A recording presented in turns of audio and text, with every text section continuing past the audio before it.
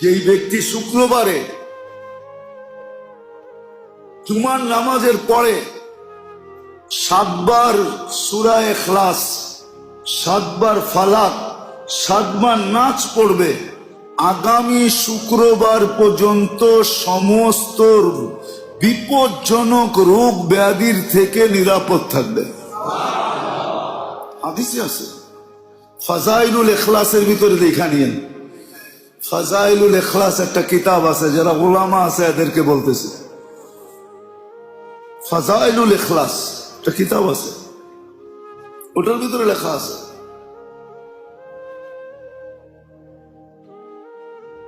আর যদি আরো 7 বার সূরা ফাতিহা মিলায় নেয় তাহলে পুরো সপ্তাহ নিরাপদ থাকবে। তো থাকবে, পিছনে সব গুনাহ মাফ হয়ে যাবে। কাফারাতুজ যুনুব।